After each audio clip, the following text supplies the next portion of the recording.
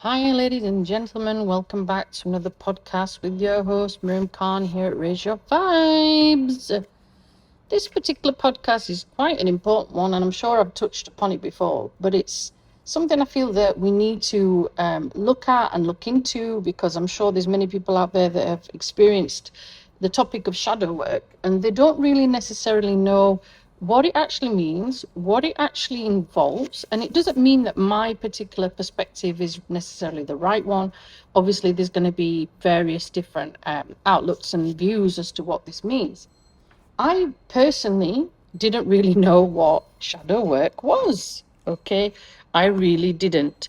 It's only when I approached my spiritual path and my spiritual being and essence and going on the journey that I've been on, when you face various hardships in your life, you face various scenarios in your life where, certain milestones, certain things that happen to you are clearly quite challenging, quite difficult.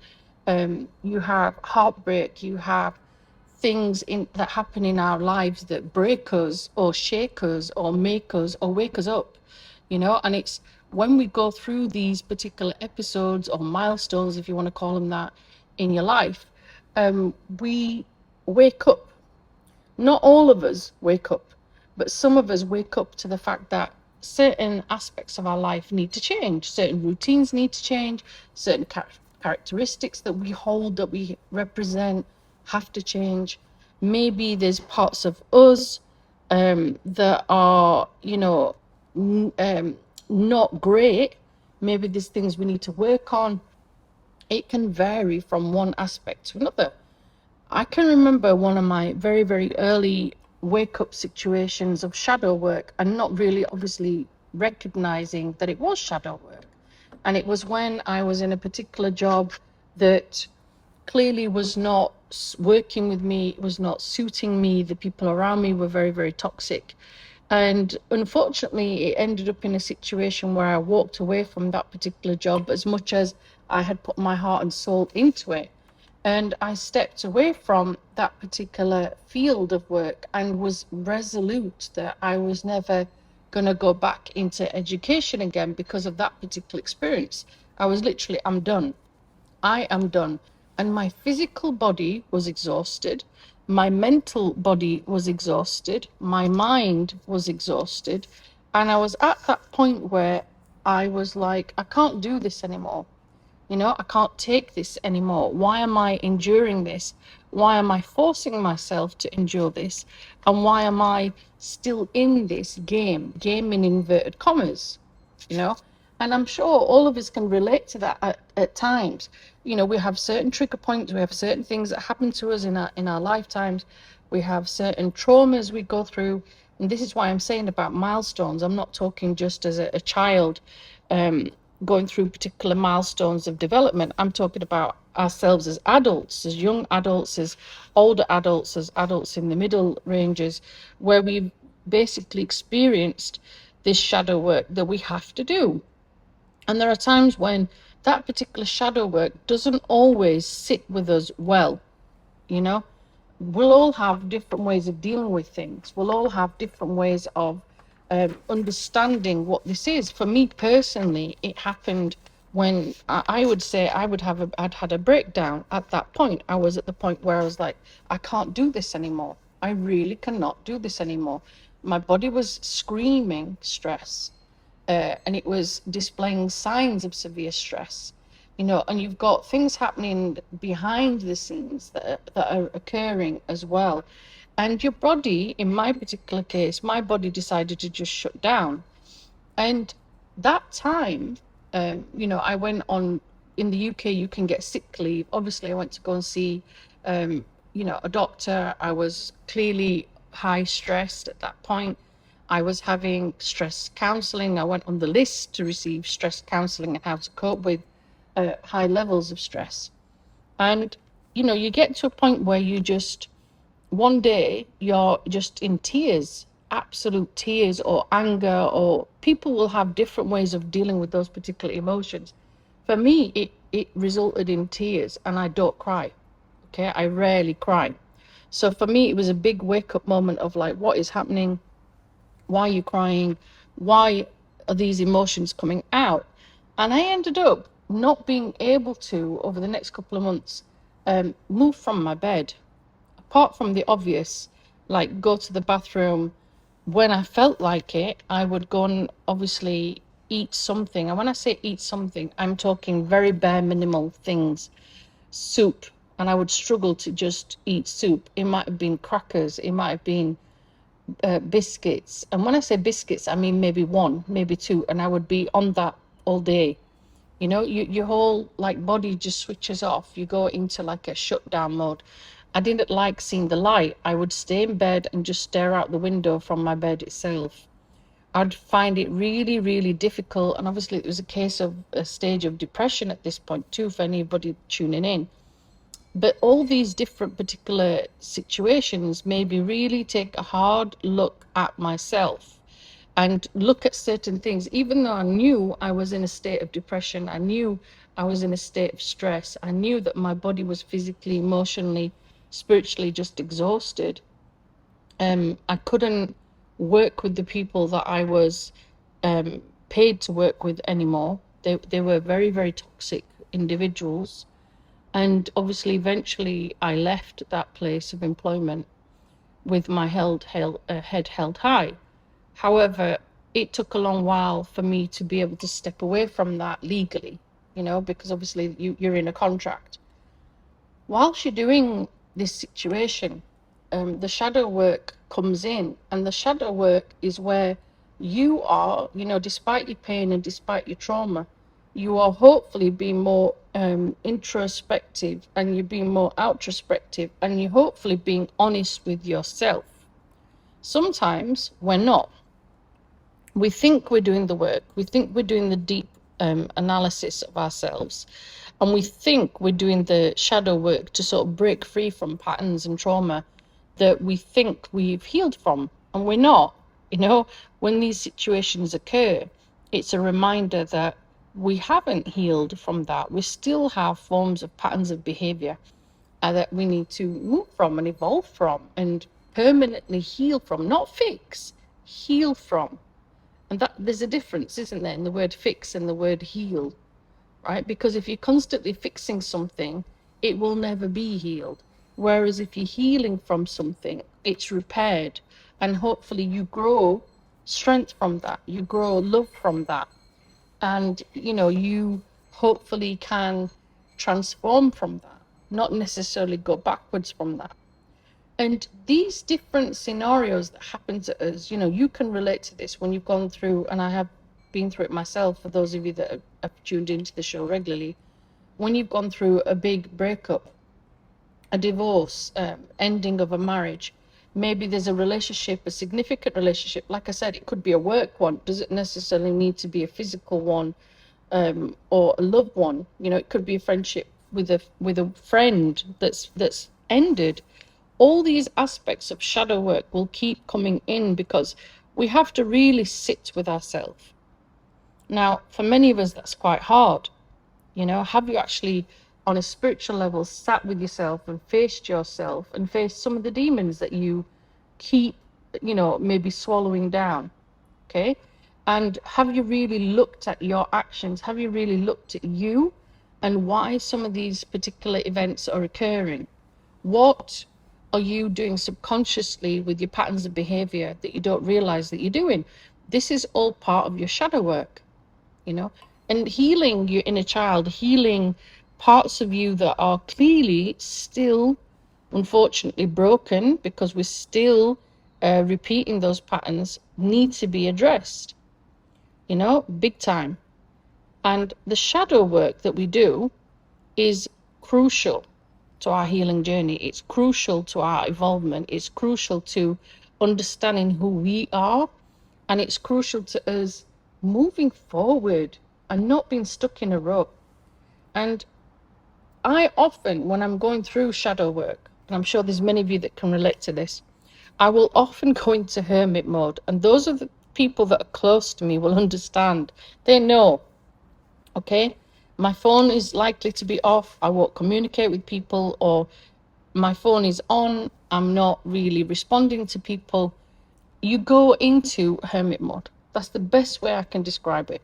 Okay, there's only a select 1 or 2 individuals you may let into your life when this is occurring, and some of us don't. Some of us just, deal with this in a very, very different way.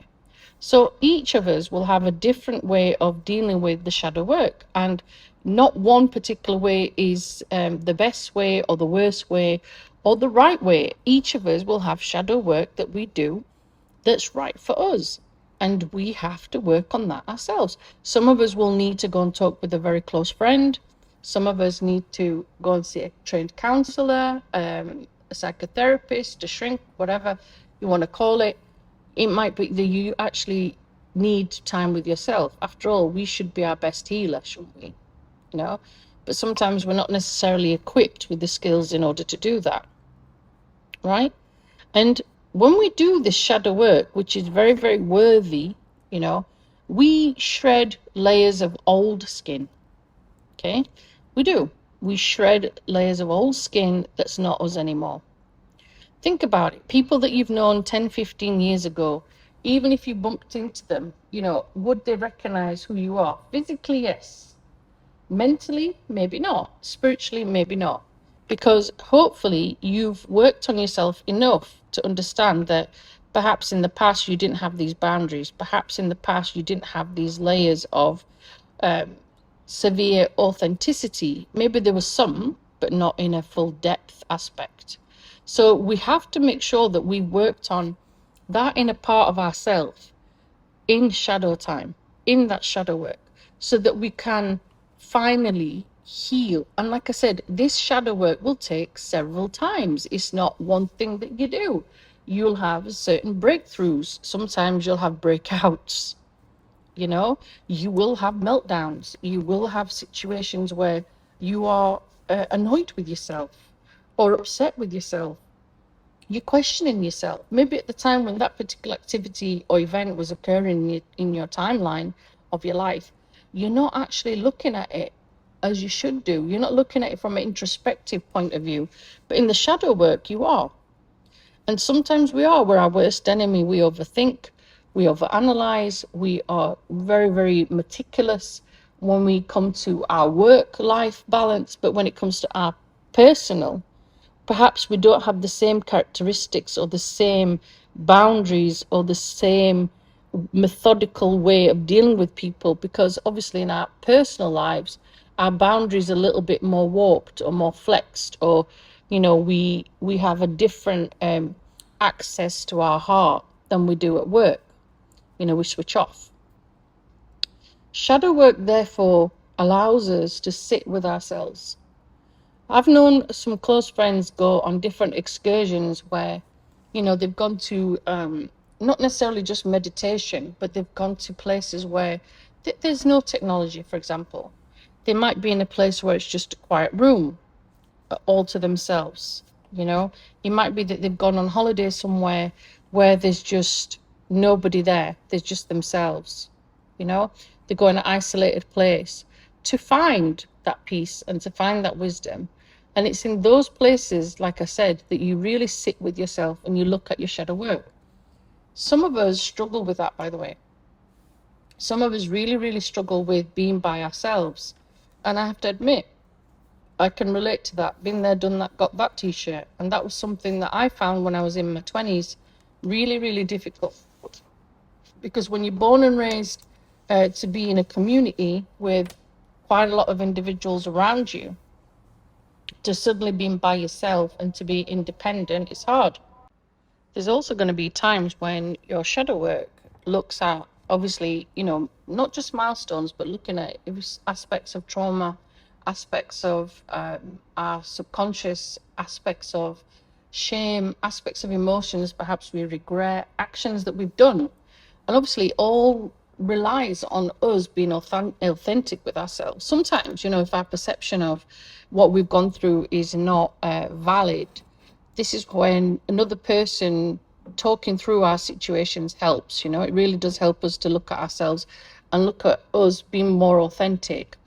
And there are lots and lots of benefits out there to do with healing from this and looking at your shadow work. So some of us might not always realize that by doing shadow work, we can be more confident in ourselves. We can get rid of, or maybe remove or reduce, because obviously for everyone it's going to be different aspects of our confidence levels and our self-esteem levels, which is crucial to us being whole, you know. And at times, you know, our shadow self and shadow work helps us to look at that part of us where we are vulnerable. It helps us to look at our weaknesses. It helps us to be critical, and it helps us to look at the problems from a outlook that we haven't perhaps considered before. So this is quite crucial in that particular aspect of things. Another one is where it can help us to be more creative. You know, perhaps there's aspects of ourselves that we haven't allowed to surface. Maybe we repressed creative aspects of ourselves, and the shadow work allows us to do that. Art therapy, for example, these days is a huge thing, and it's there for a reason. We can tap into that, you know, hidden talent that we have, and it allows us to look at our suppressed ideas. It helps us to look at our unique ideas. It helps us to be more creative. It allows us to definitely look at different ways of building on our creativity. Another way of looking at things as well is that when we do shadow work, it helps us clearly to build better relationships with the people around us, especially our loved ones, you know. And if we've gone through a different situation, maybe we're having a bad time at work, maybe there's certain things happening in our personal life, it could be that certain individuals are sick, we are sick, whatever it could be, it does help you build a better relationship with other people around you and yourself. You know, that's the crucial thing, that sometimes we forget that doing the shadow work allows us to love ourselves more, because you have to love, and I've said this before, the good, the bad, the ugly, and the beautiful, you know, the in-between. But we don't always look at that. Sometimes there's part of us we dislike, understandably so, but we also have to look at the parts where we are working on improving that and loving ourselves further, you know. So another aspect of shadow work can also be practicing self-acceptance more. Many of us struggle with this big time. We repress parts of ourselves. We change ourselves to fit in. We're all guilty of this in one way or another. And we don't always show compassion for ourselves. We don't show compassion for who we truly, really are. Sometimes we suppress that because we have to fit in, we have to mold in, we have to be a particular personality or particular outlook to fit in our employment, for example, or the way that we are. We're meant to be in a particular role. So sometimes, yeah, understandably, we suppress that and we hide that part of us. So when we do the shadow work, accepting ourselves, self-acceptance is crucial to that. It's really, really important. And it allows us to look at other aspects of us. We might have really hidden talents. The art, for example, I've just explained. We might have really good techniques with music. We might have a way of linking with other people. We might be creative in other aspects. But because we've spent so much time in the dark, ironically, hiding, you know, our true selves, we haven't done that. So shadow work lets us face that head on. It lets us face that side of us head on. It lets us look at who that person is, looking back at us in the mirror and truly accepting that aspect of ourselves. And these things can obviously overall help our well-being, and it helps us to be in love with ourselves fully, not just in a small aspect, fully. That shadow work can help you become better in yourself. You might have huge anxiety issues, you might have wellness issues, stress issues, like I mentioned earlier. You might have really unhealthy relationships or are attracting them, same with friendships. You might have to take that real deep look to look at the root causes, you know, and that shadow work helps you to really tackle that. And, you know, like I said to you, I do this regularly now. When I feel myself sometimes overwhelmed or sometimes taking a step back, and sitting back and having clarity allows you, another aspect is looking at compassion, not just with yourself, but towards others. For example, you might have snapped at someone for whatever reason. You need to have a look at what led you to that. And sometimes it's understandable when we're stressed, when we're under a lot of things happening to us. We feel overwhelmed. We feel this anxiety. We feel it riding within us, you know. But we also need to be able to address those issues too. And we need to be able to override that and come out of it with better clarity. And when we have better clarity, clearly we're more authentic, you know, in ourselves. Not everybody can do shadow work on their own. Sometimes we need, like I said to you earlier, that trained individual to help us. And sometimes it takes going way back, and I mean way back to your childhood, and looking at the forms of behavior, looking at how we were treated. There might be parts of our memories that are distorted or forgotten, but a lot of that does come from there. And sometimes we get so upset when we look at shadow work that we are in pain. That's another thing. That's why I'm saying about having a trained person with you to help you and support you, because it does take a lot of compassion and a lot of love for self to be able to say to yourself, for example, in that work, I love you, I believe in you, I'm glad that you're here. You're worthy. You are enough. You deserve to be happy. You have a lot to offer.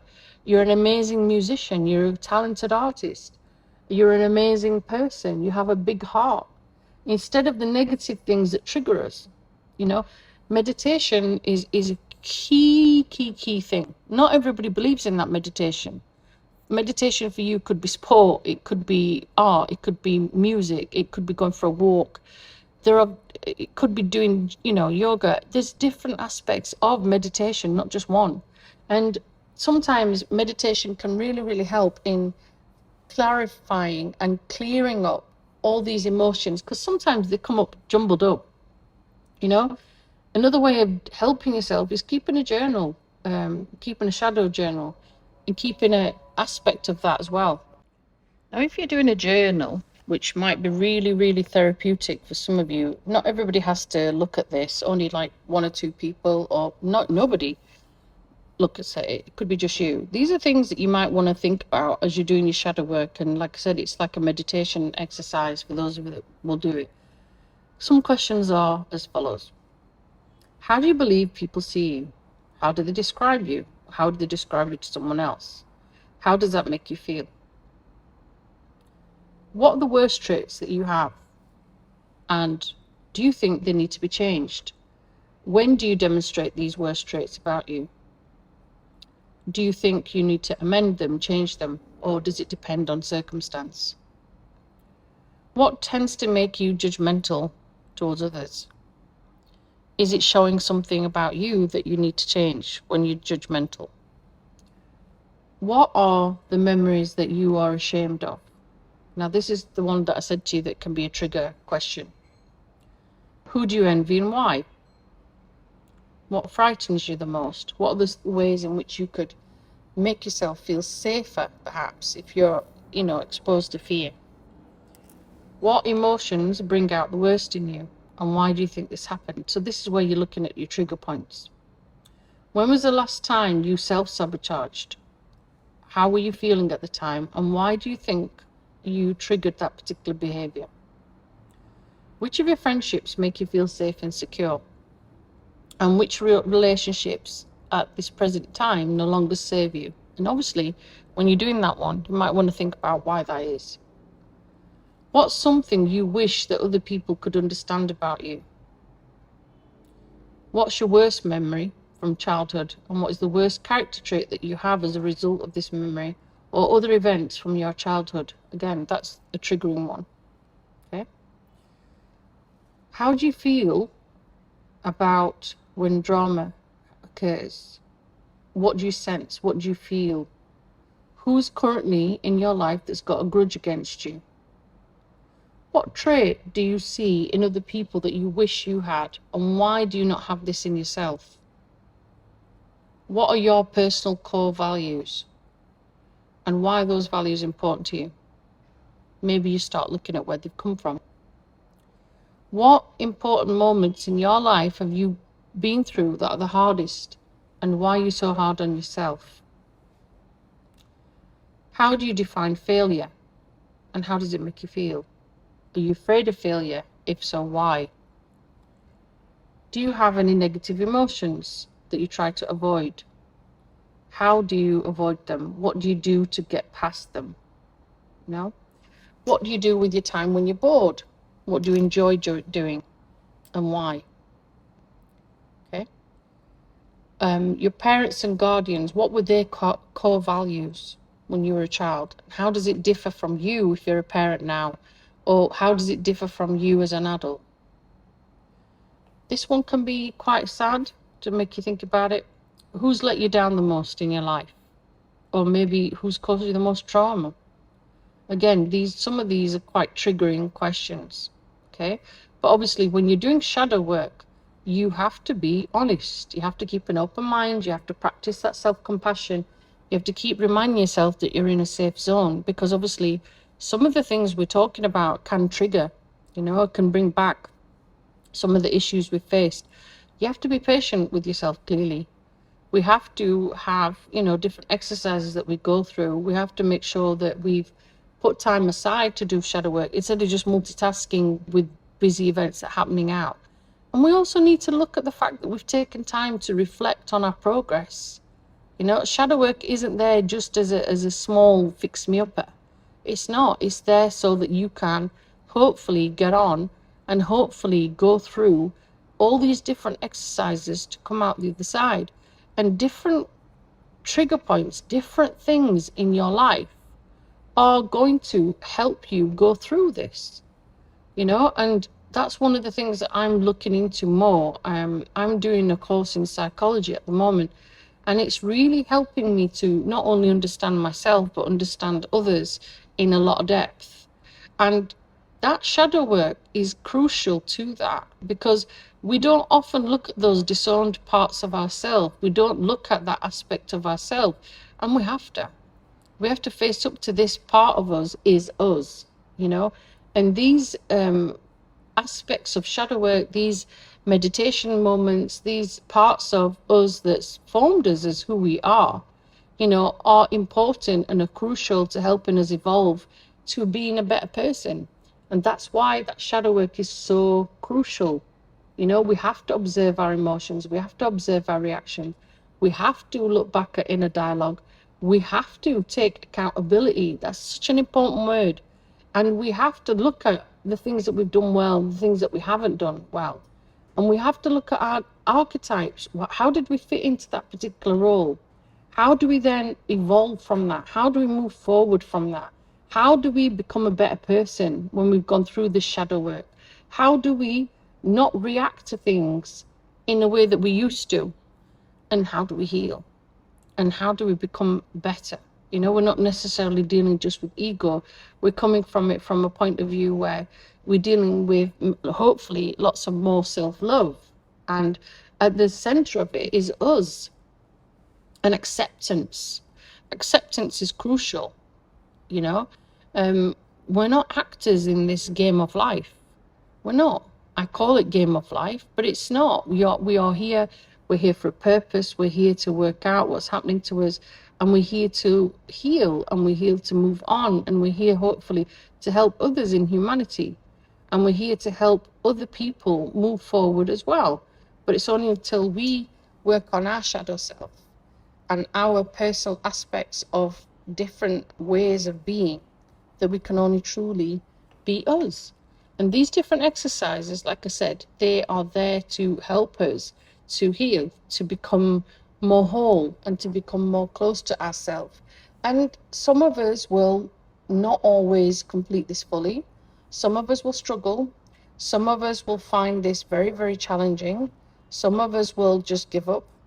And some of us will continue because we know that this is important. And as I said to you, there are various different stages to shadow work. It's not just in one particular case fits all, because it doesn't. And personally, I've been doing shadow work consistently with different milestones I've gone through, because I personally realize the value in it. I personally realize how important it is for my growth and for my development, because I am still learning. Even though I'm in my 40s, I am still learning. This is a learning curve. It's a learning cycle. It doesn't end. And you don't have all the answers straight up. You don't. You have to keep evolving. You have to keep working on yourself. And you have to keep moving forward. And that shadow work allows us to embrace that part of ourselves. And it allows us to work on us. And it allows us to be whole. I hope you found that podcast interesting. I'm sure many of us can relate to it. And hopefully, wherever you are on your particular shadow work journey, big hugs, keep in there, keep at it, because hopefully you come out the other side. And you come out the other side more evolved, you come out the other side more free and liberated and more at ease with yourself. And that's the main goal. Thank you for tuning in. This has been Miriam Khan at Raise Your Vibes.